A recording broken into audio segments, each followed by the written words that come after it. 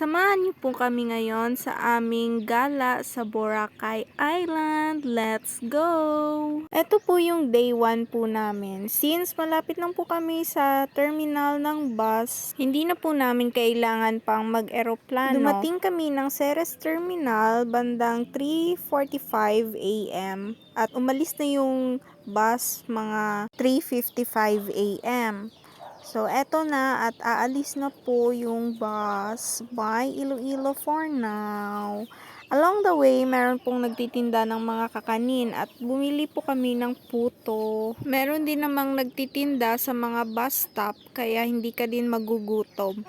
At ayan, mag-picture lang daw kami sabi ni Sir. Nakatulog na din kami sa biyahe kaya medyo nakapagpahinga na din po kami. Yung first bus stop po namin ay sa Pasig at saka yung second ay sa Mambusaw.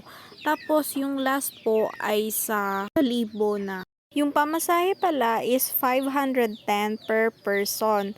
Tsaka air conditioned na yung bus at may CR din. Almost 7 hours din yung biyahe po namin papuntang Katiklan Jetty Port. Kasi nung nasa Kalibo na kami, lumipat yung ibang pasahero galing sa isang bus papunta sa aming bus.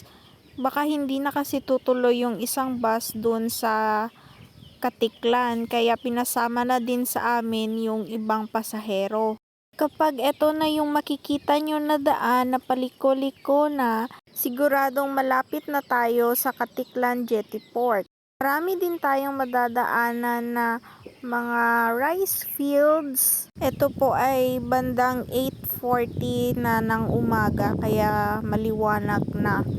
At ito ay nakatulog ulit si Sir. Tapos pag nakikita nyo na ito, talagang malapit na kayo. Ang ganda dito ng view, makikita mo na yung dagat. At tada! Uy, may sound effects pa ha. Ay, andito na tayo sa Katiklan Jetty Port at bababa na po kami.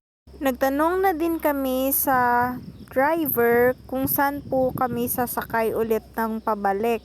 Ang sabi niya ay dito lang din po ulit. Abangan niyo po sa susunod na video yung part 2. Please follow, react, and share for more. Bye!